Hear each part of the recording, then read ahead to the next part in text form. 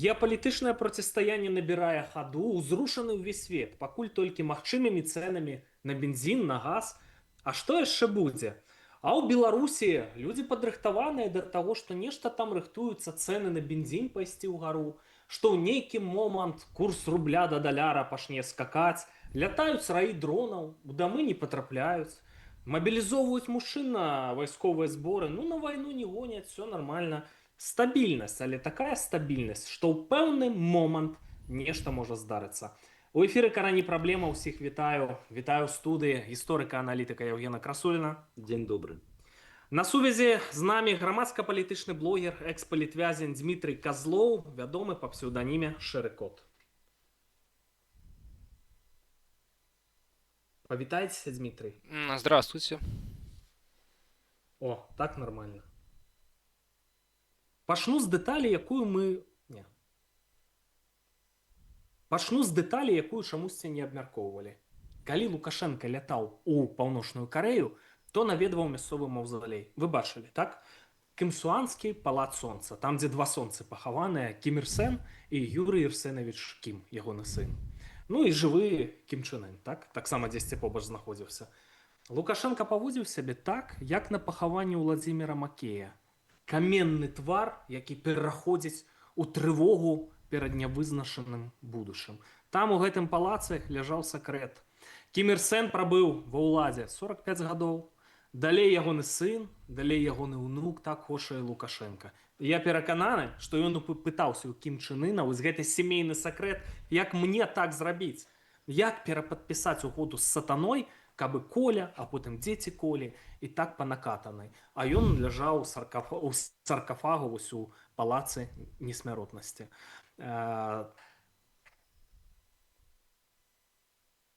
Спадар Яўген, ці атрымаецца? Калі казаць пра паляжаць, так, у палацы неўміручасці наўрад ці. Больш за то, я думаю, калі ты ўжо падпісваеш дамову з д'яблам, дык што на дробязі разменьвацца? Навошта там казаць пра нейкага Колю ці ўнукаў? Сам тысячагадовае панаванне ўсё, авансуй, як кажуць кітайцы, 10 000 у год. І вось я думаю, хутчэй гэтыя думкі мусяць траіцца ў галаве, якая там занятая гэтымі усялякімі сатанізмамі. Но гэта зноўку, калі мы ўсур'ёз успрымаем, што гэтая галава сапраўды гэтым занята. Я б казаў, што ягоная мара гэта як мага долей працягнуць сваё існаванне, чым думаць, як перадаць у спадчыну сваю ўладу, а самому спакойна ляжаць у маўзалеі. І зноўку неяк, я думаю, у ягонай галаве запаленай наўрад ці асацыююцца вось гэтыя паняцці. Маўзалей і Менск. Бо для яго маўзалей гэта Масква. Вось хутчэй, калі ў яго нейкія асацыяцыі, там мары, пражэкты ўзнікалі, дык хутчэй ён бы там прыкідываў, як яму з ягонай раскладушкай да дзядулі Леніна прыбочыцца і там ляжаць. Вось гэта было б супер. Вось дзеля гэтага, я думаю, ён бы ўсё прадаў, не толькі нас і не толькі сваю душу, но і шмат чаго іншага. Спадар Яўген, вось вы абражаеце дзеда, а ён стараецца, яшчэ хоча паваяваць, вось пахудзеў, так што яшчэ верыць у тое, што перспектывы для яго ёсць. Спадар Дмітрый, ну, мне хочацца спытацца ў вас. Лукашенку хароняць з 2020 года, вось-вось памрэ, што-то здарыцца і гэтак далей. А вы супраць яго выступілі ў адкрытую задоўга да 2020 года, і калі вось эта справа ішла да пратэстаў, вас узялі аднаго з першых. Вы ў лукашэнкаўскіх катавальнях правялі 5 гадоў і 4 месяцы, калі я не блытаю. І я думаю, што там з вамі абыходзіліся горш, чым з забойцамі серыйнымі, ну, якіх не расстралялі. І у выніку што? Вось вас выпусцілі з вязніцы, дэпартавалі, выкінулі з краіны, анулявалі вам пашпарт, вы сядзіце тут, а ён знаходзіцца там. І знакаміты чалавек сустракаецца са знакамітасцямі Трамп, Кім Чен Ын, Пуцін, як гэтага хрэна кітайская? Сі Цзіньпін. Сі Цзіньпін. Як бы ён не пакрыўдзіўся, пастрашней гнева дзеда будзе. Што вы адчуваеце? Вот мы крытыкуем яго там і гэтак далей. Ну а рэальная сітуацыя, хто мы, а хто ён, дзе мы, дзе ён? Што вы адчуваеце?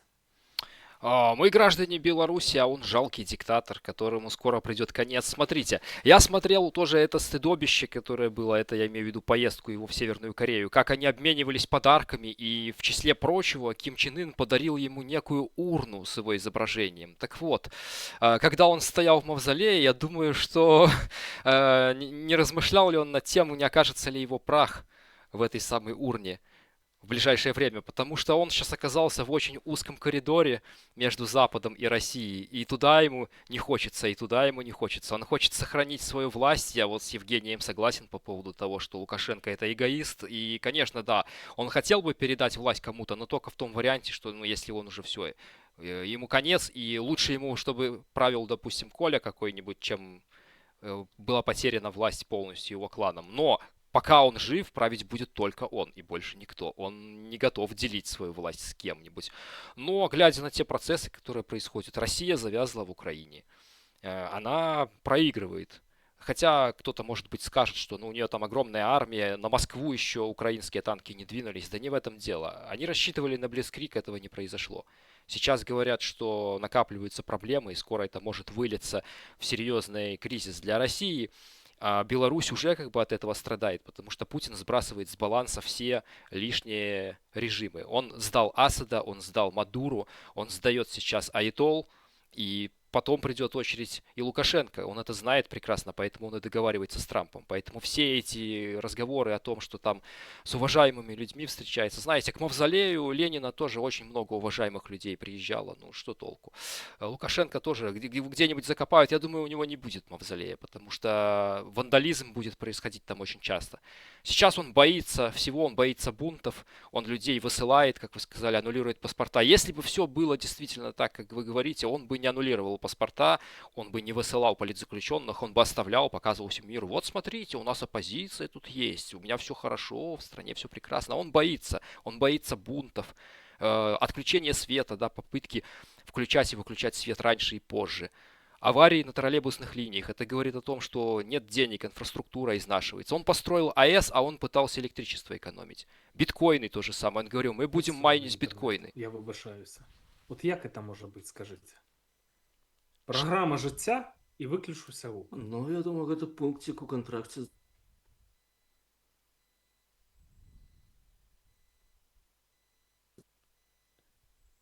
Колеги, Дмитрий, у нас здарилося ШП. Ну, я Дед, понял уже, видать, да. почув нас і вирубив інтернет, негодяй, праз VPN. Яка була апошняя думка? Ну, по поводу того, что проблемы с инфраструктурой там все такое. А на каком Ну, ваду моменте? зрабілі артезіанскую. Ваду артезіанскую Менску зрабілі. Это так сур'ёзны такі вот крок. У Еўразвязі не ва ўсіх гарадах такое бывае. Это сур'ёзная рэч. І ўвогуле мог бы быць вельмі добры бізнес на вадзе. Спадар Евген, ну, Трамп можа стаць паратункам для Лукашэнкі. Я думаю, што ён разлічвае на такі варыянт. Чаму працягваюцца цынічныя рэпрэсіі? Все это працягваецца, трапляе ў медыі, не спыняецца. У чым прычына? Ну, власна кажучы, рэпрэсіі працягваюцца таму, што Лукашенко не адчувае сабе ўпэўненасць. Дмітрый вельмі слушна зноўку гэта ўсё распавёў, бо моцныя рэжымы так сабе не паводзяць. Ім проста не трэба гэтага. Наадварот, яны будуць імкнуцца дэманстраваць сваю сілу, ўплыў, павагу з боку грамадства, а зусім не сваю пастаянную бесперапынную вайну з гэтым грамадствам. І калі казаць пра цынізм, тут я б хутчэй казаў, назваў цынічным гандаль з гэтым рэжымам, які цяпер адбываецца, які мае шмат адвакатаў, калі вось гэтых палітвязняў прадаюць проста вось за зняццё санкцыяў, за тыя ж калійныя ўгнаенні. Гісторыя паўтараецца. Мы ж памятаем, у 60-х гадах мінулага стагоддзя заходняя Нямецчына ўжо аддавала калійныя ўгнаенні за палітвязняў з усходняй Нямецчыны. І штосьці ў памяці народнай гэта не засталося як штосьці вельмі выгаднае, эфектыўнае, добрае і гуманнае, а наадварот, як нешта цынічнае, ганебнае і нікому не патрэбнае. Тое, што вось зноўку казаў не так даўно, гадкоў 15 таму, адзін брытанскі суддзя, які выносіў рашэнне па справе аб выплаце выкупу за заложнікаў, якіх захапілі тэрарысты. Ён напісаў, ніхто не можа забараніць выплачваць выкуп за заложнікаў, але усе мусяць разумець, што выплата выкупу толькі заахвочвае тэрарыстаў да далейшых захопаў гэтых самых закладнікаў. Вось тое, што мы і бачым. І калі кажа, што вось у 16 годзе ўжо зрабілі памылку, здымалі гэтыя санкцыі, чым зрабілі рэжым мацней. Так, ён адпусціў на той момант усіх палітвязняў. Толькі праз 4 гады гэтыя ўсе палітвязні апынуліся зноў за кратамі. І яшчэ з больш касмічнымі тэрмінамі. Так што зноўку вось гэта асноўная мэта, галоўная мэта. Мусіць быць не тое, каб людзі выйшлі. Безумоўна, гэта трэба. Толькі дзеля таго, каб яны выйшлі, трэба спачатку разабрацца з рэжымам. Бо пры гэтым рэжыме мы будзем увесь час у гэтым зачараваным коле. І зноўку мы бачым, што рэжым развіваецца. Тое, што Лукашенко наведаў Ян і паабшаўся з Кімом, гэта, канешне, можна зноўку. Адзін з варыянтаў можна правесці паралелі з тым, як развіваюцца дыпламаты рэжыму на Блізкім Усходзе, у Паўночнай Афрыцы, у Субсахарскай Афрыцы. Таксама. Усё гэта з помпай, прылёт, падпісваем дамову аб сяброўстве, дзе ўсё тое, што ж набор, гэта сельская гаспадарка, адукацыя, медыкаменты. Вось, што стаіць за гэтым, ніхто не ведае, і можа нічога і не стаяць. Но вось за гэтай дамовай тут стаіць, я думаю, больш шырокі набор фактараў, які можа адыграць не самую лепшую ролю у тым ліку ў нашай будучыні. Бо гэта фактычна адбылося і адбываецца пад патранажам Масквы. У гэтым ні ў кого няма сумненняў.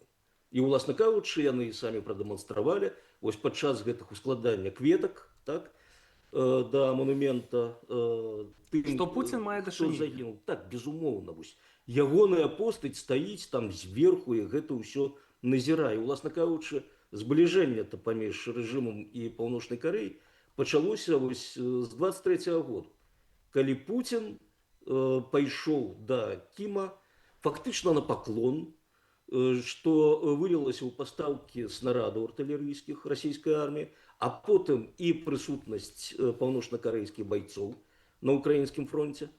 Вось гэта, уласна кажучы, і адчыніла шлях для Лукашэнкі ў той бок.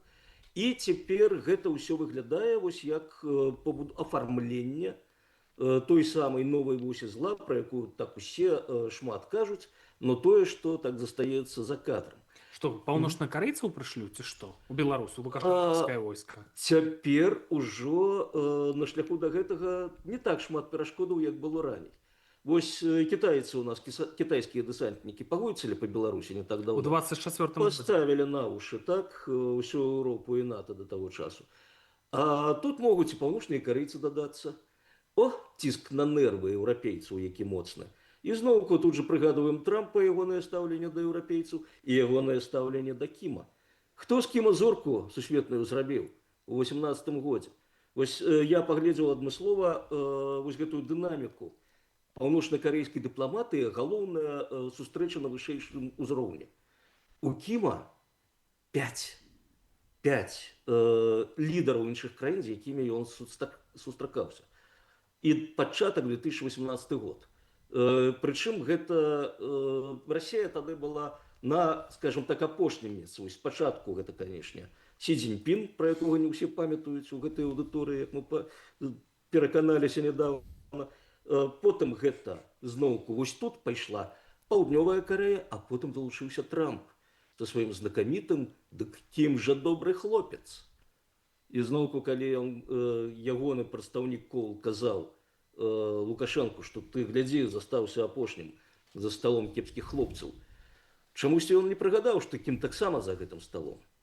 Такім чынам, вось мы можам нечакана абсалютна ўбачыць, што не толькі цень Владзіміра Владзіміровича лунае там за гэтымі ўсімі шурамі-мурамі, а і цень, уласна кажучы, Дональда Трампа, якому плеваць, гэта так далёка ад ягоных улюбёных Злучаных Штатаў Амерыкі, што тое, што адбываецца ў Еўропе, а калі яшчэ нагадзіць еўрапейцам, дык гэта ўвогуле цудоўна. Хай панервуюцца, што паўночныя карэйцы галодныя падпаўзаюць да іхніх межаў. Спадар Еўген, сусветная змова ценявая Памятаеце, шановныя гледачы, як меліся прывезці 150 тысяч пакістанцаў? Дарэчы, прыстойныя людзі. Хто знаёмы з пакістанцамі, вельмі добрыя водгукі пра іх. Можа быць, хочуць замяніць на паўночнакарэйцаў. Як вы да гэтага ставіцеся? Напішыце, калі ласка, ў каментарах.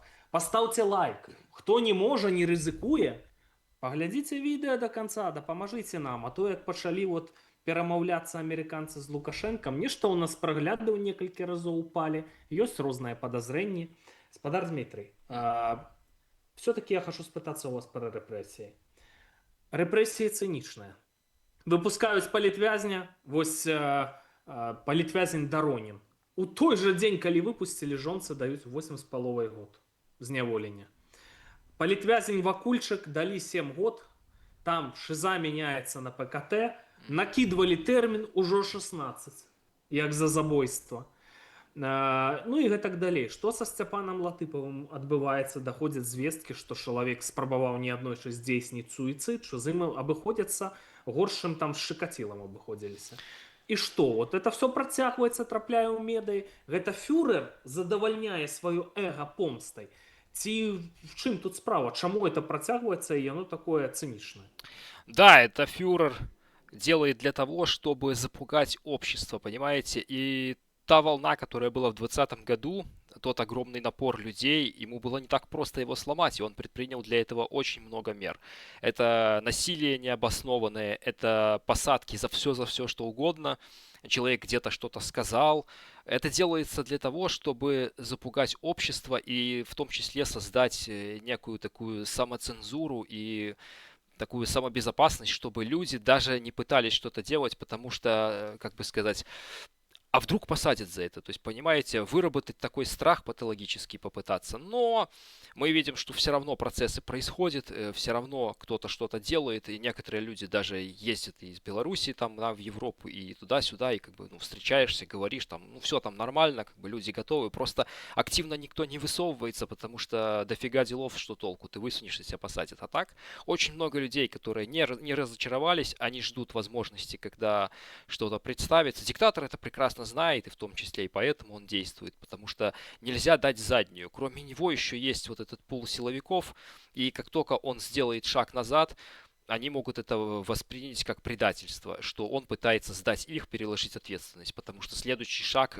если переговоры это будет идти, ему предложат, а надо наказать тех, кто, выпустить политзаключенных, остановить репрессии, а потом наказать тех, кто делал необоснованные репрессии, и тогда получается, как бы, да, себя он может отбелить, а силовики скажут, подожди, дружище, ты съезжаешь, ты хочешь на нас переложить всю ответственность, сказать, что это мы виноваты, а не ты, понимаете, как он, уважаемый человек с Дональдом Трампом встречается, а они мерзавцы, которые просто не так поняли его приказ. Понимаете, как всегда вот эта игра «добрый царь и злые бояре». Вот. По поводу Латыпова, да, была информация, что третья попытка суицида была предпринята. Про первую я еще слышал, когда я находился в Бобруйске ВК-2, говорили, что он ручку там в шею воткнул на суде, что-то такое. Вот. Вышел человек для того, чтобы привлечь внимание к проблеме Латыпова возле американского посольства. Почему не возле белорусского, спрашивали, это логичный вопрос, потому что он говорит, Дональд Трамп решает эти проблемы, поэтому он решил, что если он станет возле американского посольства, то это по-любому передадут тем, кто в посольстве, а они сообщат куда-то выше, и, возможно, Коул там и переговорная группа этот вопрос как-то поставит каким-то образом. И просто плюс резонанс. Представьте себе, в Вильнюсе возле американского посольства голодают. Как это так? В демократической стране, возле демократического посольства. А что это такое? Это по-любому привлекает внимание, это интересно. Вот. И таких случаев много. Он действительно, даже сам Андрушкевич упомянул Андрея Поднебенного, которого замучили там. То есть это и Олесь Пушкин, очень-очень много кто. И поэтому репрессии действительно имеют место быть. Но люди выходят, политзаключенные выходят и продолжают бороться. Вот мы вышли, да, очень много кто с нашей партии. И сразу же, то есть я вышел 11-го, 12-го я уже открыл новый канал в YouTube. И вот продолжаю вещать, продолжаю бороться с пропагандой, с режимом и как бы со всем злом мировым этим. Бачите, спадар Яўген, актывісты галадаюць каля амерыканскай амбасады. Лукашенко, відаць, таксама галадае, таму што пахудзеў, так? Мне здаецца, беларусы так агулам гатовыя да трэцяй сусветнай вайны, і мне напішуць у каментарах. Вы там гаварыце, што гаворыце, тое, што было, тое і будзе ў Беларусі. Але працэсы запушчаныя, геапалітычныя працэсы. І Беларусь апынецца ў віры гэтых працэсаў. Увага! Будзе сюжэт прарошы. Спадар Змітрый, вы ў Літве кантактуеце з іранскімі эмігрантамі. Мгм. Што яны кажуць пра эту вайну? А то былі такія моманты, Трамп заклікаў іранцаў: выходзьце на пратэсты, скіньце гэты рэжым, дапамога на падыходзе. Людзі выйшлі, ну, колькі там, дзесяткі тысячаў забітых, так? А дапамога на той момант не падышла. Ну, потым пачалося. Што іранцы кажуць эмігранты пра эту вайну? Ну, начать с того, что не такая уж большая диаспора иранцев в Литве все-таки в сравнении там с каким-нибудь Гамбургом или там в Канаде, вот что мы видели, огромные митинги, там где по 100 тысяч, по 200 выходило. Но если говорить о настроениях иранцев, все иранцы, которых я вот тут знаю, они все настроены против режима Айтол, то есть нет такого, я не видел, чтобы кто-то выходил в поддержку режима Айтол, как показывает белорусская пропаганда, что по всему миру там проходят акции, за Айтолу тельняшки на себя рвут иранцы. Нет, смотрите, есть разница в том, что например, большинство иранцев, которых я видел здесь, они поддерживают Резу Пехлеви в качестве альтернативы аятоллам. Но это далеко не все. Президент Всемирного конгресса свободы, такая организация диссидентов, Масих Алинижад, известная журналистка иранская, на которую было 3 покушения со стороны режима аятолл, она не поддерживает Пехлеви. То есть в этом плане есть различия небольшие. Но все против режима, и они поддерживают, естественно, вмешательство, поскольку у них не хватило силы внутри свергнуть режим аятолл и что-то сделать там, да, они призывали Запад, в том числе Израиль, призывали помочь. И когда происходили совместные акции, и конкретно иранские акции в Вильнюсе, то мы слышали такие лозунги, как «Thank you, Израиль», «Thank you, USA», то есть они благодарили за удары по Ирану, и потому что, ну, это борьба с режимом. Это не то, что они там бомбят их дом, нет, это попытка убрать злодея, который убил десятки тысяч людей, и в том числе иранцы выносили портреты убитых протестующих, да, тех, кого казнили, тех, кого убили на улицах, они требуют наказания для аятолла, они требуют, чтобы в том числе мировое сообщество повлияло, потому что у них у самих нет сил. То есть они позитивно относятся к вторжению в Иран. Те, кого я знаю. Вось так. Палёт дыктатара Беларусі, дарэчы, такім чынам, мне здаецца, я ўпэўнены, звязаны з гэтай вайной у Іране. Калі амерыканцам атрымаецца дасягнуць там сваіх мэтаў, гэта моцны удар па восе зла. Якія там планы Сі Цзіньпіна, все-таки я помню, да, прозвішча, імя па бацьку, ісці на Тайвань. Калі твои пазіцыі паслабляюцца, ім восе зла патрэбна, каб разгарэлася новая вайна, размарозілася вайна ў Карэі, і каб Путин дестабілізаваў Еўропу, сілы Захада будуць расцягнуты на гэтыя канфлікты, бо калі з беларускага плацдарма пойдуць на Балтыю, ну это ўжо кантроль над Балтыйскім морам, это сур'ёзна, а далей Арктыка, это все вельмі сур'ёзна. Сілы амерыканскія, там іншых заходніх краін будуць расцягнутыя, і можна ісці браць Тайвань цёпленькімі. Скажите, спадар Евген, вот эта война ў Іране, гэта для нас, для беларусаў, такая падзея далёкая, экзотычная, ці все-таки она можа, на вашу думку, паўплываць і на Беларусь? Ну, я думаю, нам уже давно трэба адкінуць гэтую думку, што штосьці ў гэтым свеце можа быць далёкім для нас і экзатычным. Мы ўсё ж таки з'яўляемся ў гэтым свеце суб'ектамі. І тое, што ў ім адбываецца, безумоўна, адбіваецца і на нас.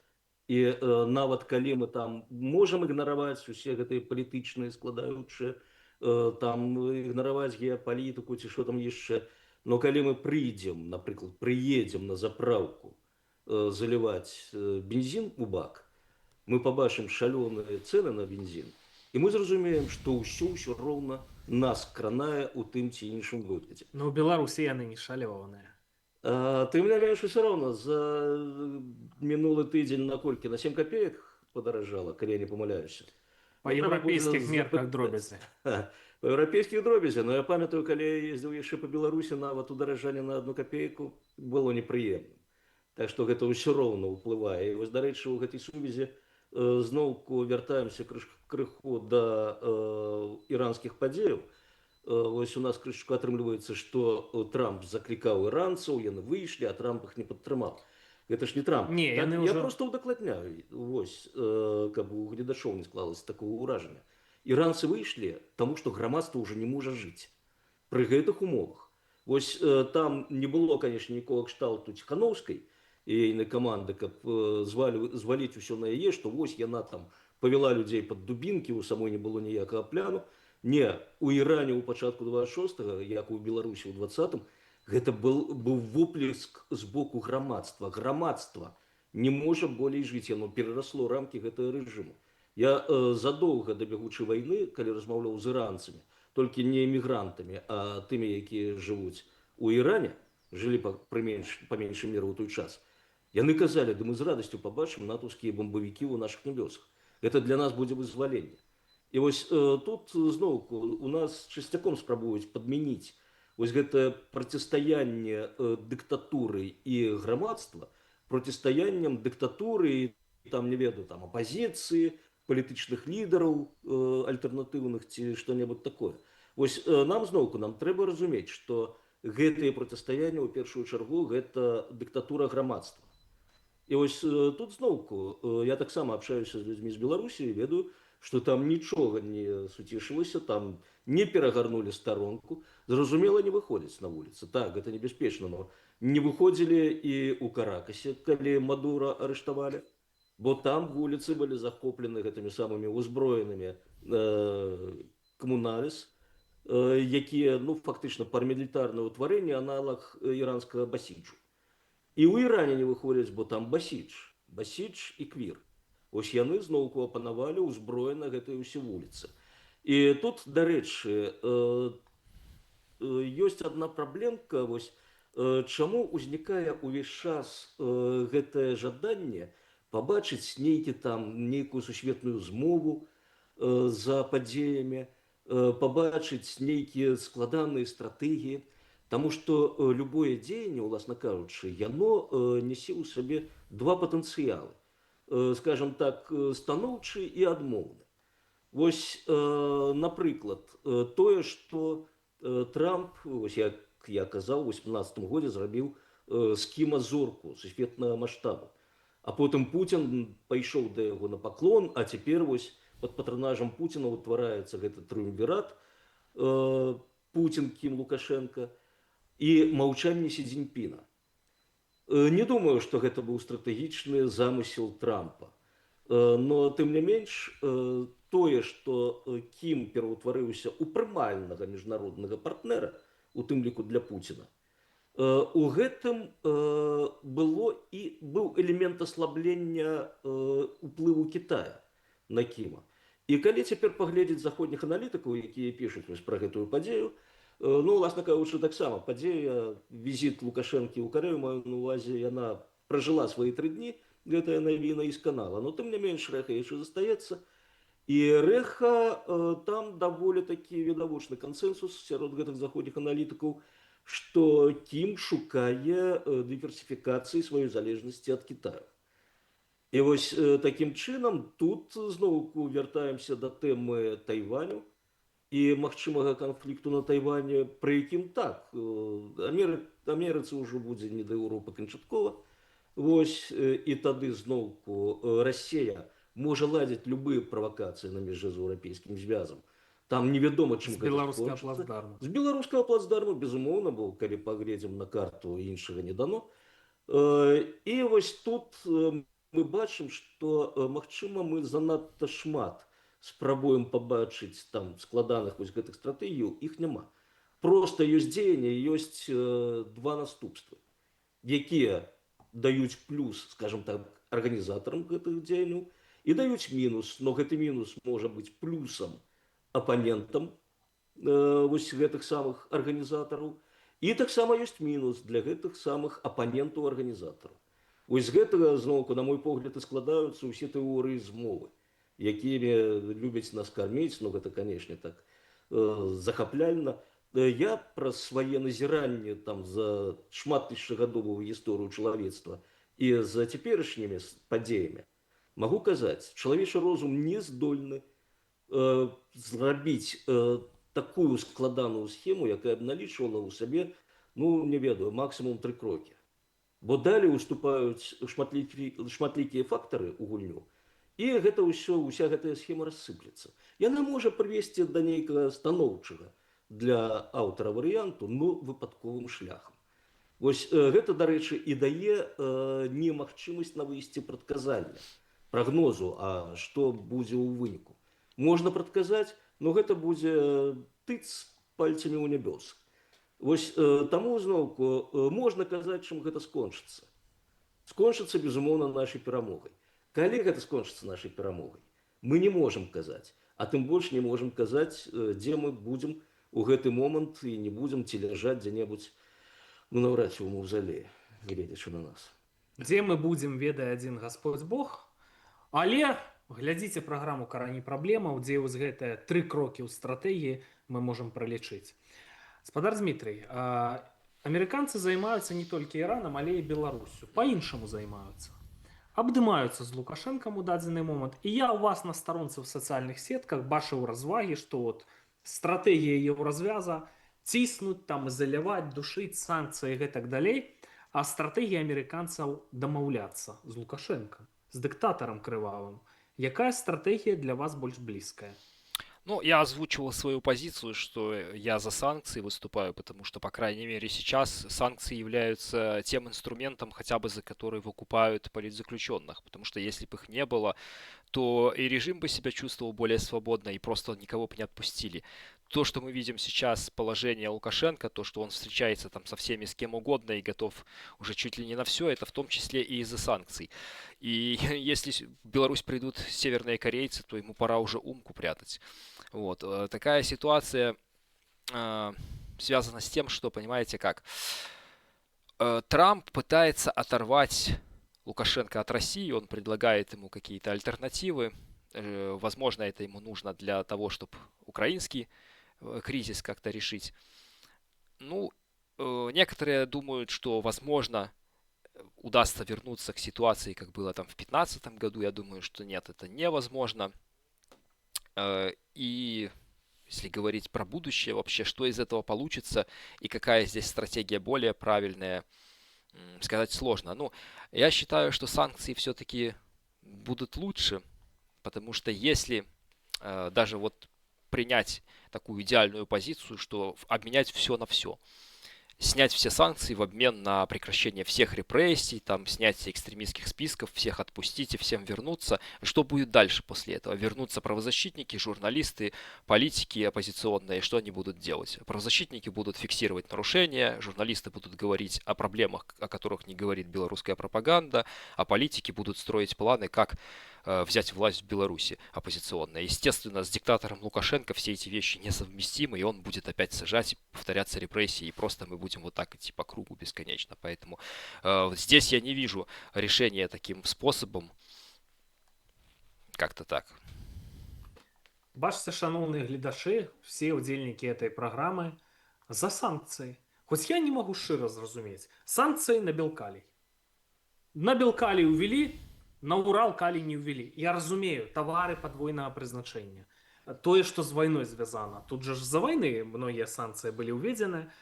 Это зразумела, каб расейцы не могли атрымліваць там мікраэлектроніку там і так далей, і выкарыстоўваць это на вайне, забіваць украінцаў. Гэта ж нельга не пагадзіцца. А белкалий под санкциями, Урал калий расейскі не под санкциями.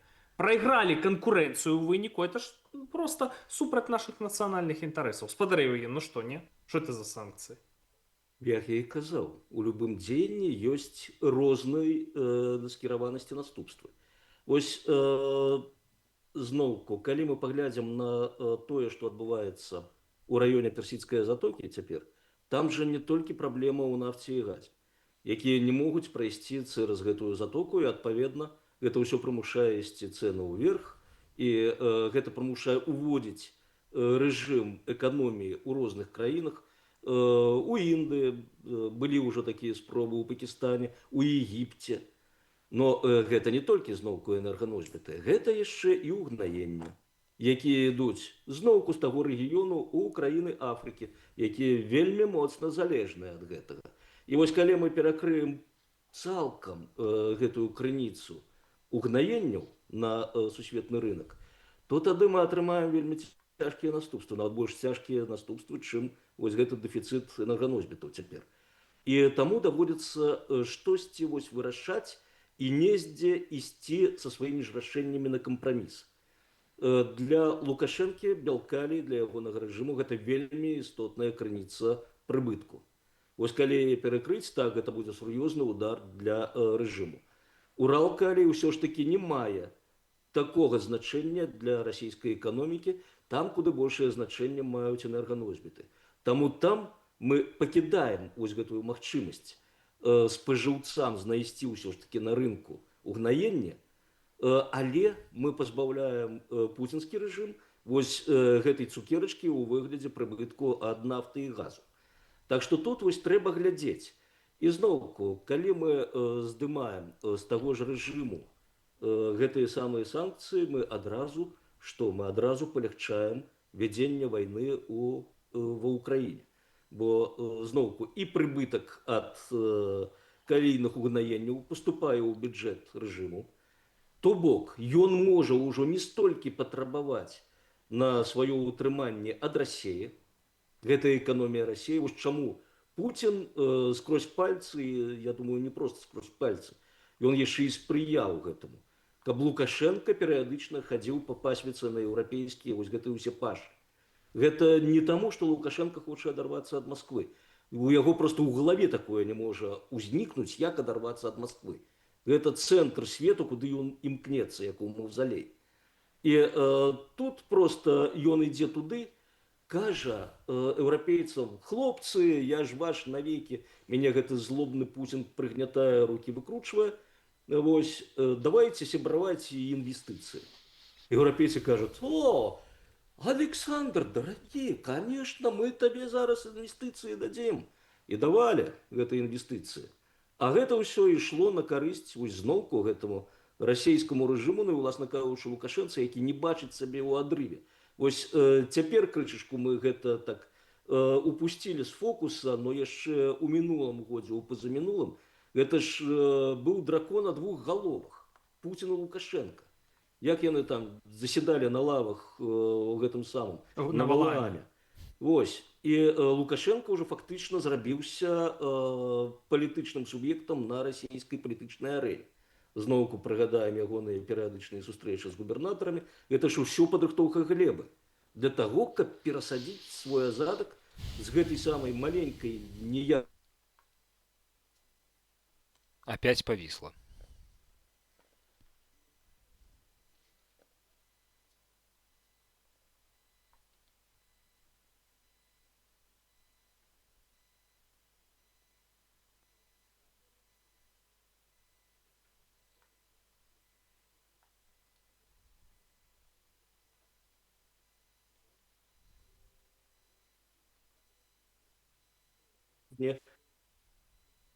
Калі была правакацыя супраць Кучынскага, не памятаю, як прозвішча гэтага чалавека, беларуса, які... Дмітрий Скіндзераў. Скіндзераў, так. Вось, ён жа сядзеў з Гражулісам, устаў вось за ягонага століка і пайшоў гэтую правакацыю арганізоўваць. І пры гэтым у кампаніі з Гражулісам быў Вегеля, які з восені мінулага года узначальвае камітэт па аднаўленні сувязі з кім? Памятаем, з Кітаем, Сі Цзіньпінам. Вось, так што тут, вось, калі шукаць нейкія такія змовы, тут колькі для нас матэрыялу можна накапаць у падтрымку таго, супраць чаго я выступаю якраз. Так што вось зняццё гэтых санкцыяў, яно ні ў якім разе, не ведаю, можа хтосьці сумленна верыць, што такім чынам Лукашенко адарвецца ад Расіі. Ну не адарвецца. Гэта толькі дапаможа яму і Расіі праводзіць далей сваю агрэсіўную палітыку. Лукашенко ніколі не пагарне на захад. Гэта не я казаў сёння толькі што. Гэта казаў еўрапейскі палітык, які у пачатку 2000-х спрабаваў адарваць Лукашенко ад Расіі. Который? Вось вылецела з галавы. Як імя Сі Цзіньпіна, так у мяне вылецела з галавы. Но гэта можна праверыць, гэтую цытату можна знайсці пасля некаторых пошукаў у інтэрнэце. Гэта падаецца 2004 ці 2005 год. Штосьці вось вакол таго. Вось, так што тут Лукашенко будзе заўжды. З Пуцінам заўжды галоўнае ён будзе з Расіяй. І тут зняццё з яго санкцыяў дзеля таго, каб ён кінуў вось гэтую сваю саюзніцу, гэта ўсё ілюзія і самападман. Шановные гледачы, а что вы думаете про санкции? Подкажите американцам, якія там трэба здымаць на белкалій, может быть, на трактары беларус, каб яны там в Америку трактары беларус куплялі замест этих сваіх карчоў, як яны? Катерпиллеры. Катерпиллеры. Да, что там можно мазы туды отправлять? На что яшчэ здымем, Спадар Яўген? Ой, шмат на што. Мы ж можам там зваліць Амерыку таварам, як мы звалілі Афрыку таварамі сваімі. У нас толькі можна надрукаваць сертыфікатаў на аўтобусы МАЗ, на тралейбусы і гэтак далей, што там усе сцены дамоў на Манхэттене будуць абклеены імі. Спадар Дмітрый, і все-таки вы праз такое прайшлі. Сёння вы за мяжой. Як вам падаецца, як у Беларусі будуць разгортвацца падзеі? Время покажет. Я думаю, что в нашу пользу. Наблюдая за тем, что происходит. По поводу санкций еще небольшая ремарочка. Вчера разговаривал буквально с людьми, которые вот в Беларусь ездят. Они говорят, санкции это, конечно, хорошо, но не все, скажем так, те санкции, которые надо, говорит. Вот когда перекрыли железнодорожное движение, транзит товаров китайских там и всех остальных вот через Польшу, так сразу прибежали китайцы быстро сюда, и сразу как бы, да, все зашевелилось. А почему, говорит, вот так не сделать? То есть такие санкции, такие избирательные, знаете. Для режима далеко не всегда все из них бывают болезненные. Типа очень многие отражаются негативно на людях, которые не только в Беларуси, но бывает даже и здесь находятся. То есть периодически там счета бывает блокируют, не разбирая, там еще разные моменты происходят. А некоторые другие вещи, которые были бы для режима очень болезненные, они оставляют. Вот. Такое. А что по поводу ситуации в будущем? Ну, в общем, из того, что мы говорили, видно, что время диктаторов в мире заканчивается. Один за другим режимы начали резко падать, и это тревожный сигнал, в том числе для Лукашенко и Путина. И я надеюсь все-таки, что все будет у нас хорошо, потому что война в Украине тоже сейчас принимает такой оборот, что мне она все больше напоминает войну в Афганистане. Знаете, как Советский Союз увяз в ней, и она сыграла не последнюю роль в его крушении. Я думаю, что и с Россией произойдет примерно то же самое. Хотелось бы на это надеяться. Это приведет к развалу, и, соответственно, Лукашенко и Путин, они потерпят поражение. Ну, вы упэўнены ў гэтым, так? Што нейкія добрыя для нас перспектывы, ці вам положено так говорить? А от кого? От Вашингтонского обкома? Ну, просто От положено, Сороса, говорили. да, от Сороса. Сорос мне приказал, как говорят ватники, да. За гранты Сороса скажем все, что угодно. Нет, на самом деле, просто я говорю вот объективно, если посмотреть Мадуро, Аятолла, там, да, и все остальное. И тут, смотрите, сейчас первое, что надо сделать, это, я думаю, рассуждать не столько о том, что дальше будет, а о том, насколько мы будем к этому подготовлены. Потому что, понимаете, режим-то падет, а дальше потом что? Может установиться другой режим, может прийти еще какой-нибудь диктатор, понимаете? Важно, кто потом возьмет власть, это самое важное, мне кажется. Потому что, ну, сдохнет Лукашенко, да, ну, в урну его, в эту, которую ему Ким Чен Ын подарил, прах его сложат, развеют над Днепром. Ну, порадуемся несколько дней, а дальше потом что? В первую очередь, я думаю, надо об этом рассуждать. Как наказать силовиков, которые это все делали, всех тех мерзавцев, которые 30 лет вредили Беларуси, как их выловить, да, вот сейчас тома в суде собирают, кажется, вот, все, там уже дело завели, но это же тоже не так просто, их поймать, их наказать, они будут отпираться, всячески говорить, вот Шенвиза возьмите, тут он рассказывал про проклятую гей-ропу, потом уехал в Германию жить, то есть, ну, это один из случаев, то есть, понимаете, у нас очень много проблем впереди, и падение режима это далеко не конец и не последнее, что нас ждет, это только начало, обустройство Беларуси, вот это то, что будет самое главное. Спадар Яўген, я ў 21 годзе, калі пачаў праграмы весці, таксама разважаў у гэтых праграмах, вот, што будзе, калі лясне рэжым у наступным годзе, ў 22-м. ён не ляснуў. Вы ведаеце, я сёння ехаў на перадачу, рабіў сабе, наносіў скраб перад гэтым, каб прыгожым быць. І штосьці вот мне гэты скраб у вочы трапіў, я глядзець не мог, ехаць не мог машынай, заехаў у аптэку, купіў кроплю для вачэй, відаць, сывараткай праўды. Таму я сёння такі гранічна шчыры. Я чакаю гранічна шчырага вашага меркавання, што будзе ў Беларусі, на вашую думку, будуць змены, не будуць, ці не трэба нам тут фантазіраваць, людзям локшыну на вушы вешаць. Ну, тут зноўку прагноз даць можна на падставе чаго? На падставе той же гістарычнай аналогіі, так? Ну і плюс біялогія нам у дапамогу. Няма, не было і ніколі не будзе вечных рэжымаў. Безумоўна, гэты рэжым скончыцца. І хутчэй ён скончыцца хутчэй, чым не хутчэй. Тут зноўку сітуацыя ў свеце таксама да гэтага вядзе. Могуць быць некаторыя падзеі, якія працягнуць жыццё гэтага рэжыму. Тут таксама мы можам прыкласці да гэтага руку. Напрыклад, вось пераканаць сабе, пераканаць захад, што Лукашенко добры хлопец, што яго проста не трэба злаваць, трэба зняць з яго ўсе санкцыі, трэба яму там, не ведаю, арганізаваць паездку ў Флорыду, гэтую самую рэзідэнцыю Трампа, з гарбаткі там папіць, як ён з Сі Цзіньпінам піў. І калі лясніца Расія казаць, ды не, ну мы ж дорогого Александра Егоровича не можем никуда подеть, ну куды нам же нельга ставить невыканальныя задачи перед собой, так? Вось тады ён будзе кіраваць доўга і ўсё ж таки памрэ, перадасць уладу наступніку свайму Коле, мы сваімі руками будем будаваць ему маўзалей, такое можа быць. Но гэта калі мы сабе пераканаем, што нам гэты рэжым патрэбен.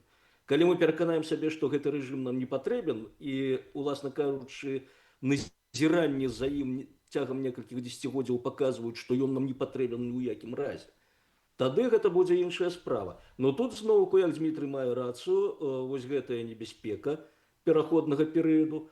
Хвіліначку самарэклямы, можаце паглядзець на ютубе мой цыкл лекцыю пра дыктатарскія рэжымы, у тым ліку лекцыю пра Іран, як пасля шаха не атрымаць мат. І вось там я разважаю у тым ліку, што можа быць пасля, як трэба пільна ставіцца да гэтага.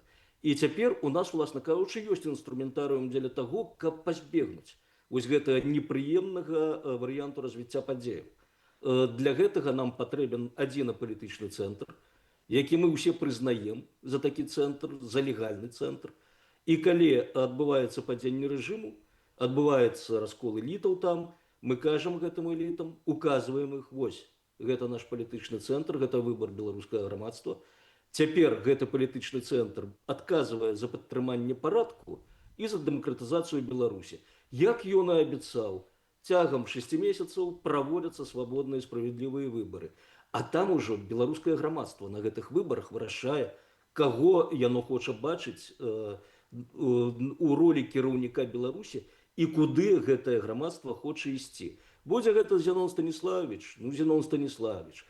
Будем радостно будаваць цудоўную нацыянальную дзяржаву, вось, з перагібамі, можа непрыемнымі шмат для каго. Калі гэта будзе Віктор Змітрович Бабарыка, ну што рабіць? Тады будзем усе чухаць рэпы, а можа нам далучыцца да светлай Расіі будучыні.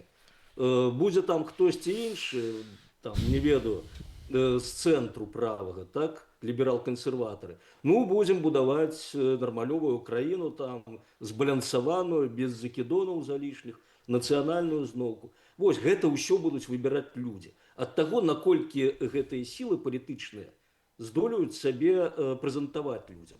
І вось гэта будзе найлепшы варыянт развіцця падзеяў. Гаспадар Дмітрый, каго паставім кіраўніком? Кого выберет народ. И, в принципе, Евгений говорит одну небольшую ремарочку, что этот вопрос можно ставить уже сейчас. А кого вообще сейчас белорусский народ поставит таким руководителем? Кого он видит сейчас единым центром? Потому что мы видим огромное недоверие к тому центру, который вот сейчас эти годы был. 5 лет выхода нет. Огромное недовольство нарастает, люди задают вопросы, куда были потрачены ресурсы, куда ушло время, и просто очень многие разочаровались. Поэтому поставить этот вопрос вполне можно уже и сейчас. А, естественно, когда режима диктаторского не будет, это можно формализовать, будут проведены свободные выборы, действительно, и народ выберет того, кого захочет. Но я думаю, у Беларуси много вартых людей, Безусловно. пригожих марынарках. Так что поглядим. Все мае І быць іншая добра. справа, што беларускае грамадства мусіць мець інфармацыю. Вось тое, што не мог цяперашні цэнтр палітычна дамагчыся, мы ж бачым, што процістаіць нам усім. Нам процістаіць не Александр Егорыч са сваімі 2000 сілавікоў. Нам процістаіць ён, Расія за ім, з ягонай магутнасцю і рэсурсамі, Паўночная Карэя, Іран, Сі Цзіньпін. І вось давайте патрабаваць ад беларускіх палітыкаў, каб яны рукамі гэта ўсё развялі. Цудоўна, што Беларусь цяпер робіцца рукамі гэтых палітыкаў суб'ектам на міжнароднай арэне, у Еўропе ў першую чаргу. Цяпер нас ужо вызнаюць не за частку Расіі, а за самастойны суб'ект міжнароднай палітыкі. І гэта супер, гэта тое, што нам дапаможа, калі Расія разваліцца, ці рэжым Пуціна падзе. І тады мы ўжо зможам вось без гэтага страшнага пераходнага перыяду просто прыйсці спакойнай сітуацыі, арганізаваць свабодныя справядлівыя выбары і далей зноўку вось хоць за спадара Дзмітрыя галасаваць і калі ён прадставіць добрую праграму нашага развіцця. Шановні глядачі, як ви думаєте, ми тут фантазіруємо? Як ви лічыце, беларускі літаргічны сон працягнецца? Калі ви так думаеце, ставцеся да гэтай праграмы, як да кіно ў стылі артхаус. Ці не, ці наперадзе вось апошняя лебядзіная песня дыктатараў. Чакаю вашых каментароў, калі для вас гэта бяспечна. Ну, нагадаю, калі не бяспечна, можете просто паглядзець відэа да канца і да сустрэчы. Вуаля. Амаль упісалася ў 45 хвілін. Не, больш. Подвисала Ну, пару да. раз. Падвісала. Будзе 40 хвілін на выхадзе, сябры. Трошки падрэжу. Пятніца, каля 11, павільні 12 дня. Ну, я все это скину. Я делал параллельно запись, поэтому я это могу посмотреть в любое время у себя на компьютере. Галоўнае, не зрабіце, як выйшла з гэтым самым у мяне, з такім блогерам Арці Грынам. Значыцца, Арці Грын, ну, украінскі блогер, там фронтавік, народны герой Украіны. Recording stopped. Вельмі цікавы госць. Ну, по Беларусі, вот ён вельмі, канешне, пра беларусаў паважліва. Там з разуменнем, чаму там маскалі праз Беларусь на Кіеў напалі. І от цікавіць яго Беларусь моцна. Все, записали інтэрв'ю, ён кажа, а можна я сабе на канал поставлю? Я кажу, калі ласка. Но толькі вот не адразу. Ну, естественно, Один после про- выхода вашей программы, естественно. Один праз там праз суткі, все, і нашай будзе падвойны контент. Ягоныя там СММщики, дураки, поставили ровно в той же час, что я поставил на канале Пора. І што? Ну, гробіў сабе канал. Не было ні ў яго, ні ў мяне, і відаць, што YouTube, ну, як бы нас у чорны спіс за падвойны Мгм. контент. Вот такая вышла ситуация. И все. И привет. И зараз я набираю вон 10 тысяч апошняе відео. Вот такая Я не ситуация. спешу, пускай лежит, да.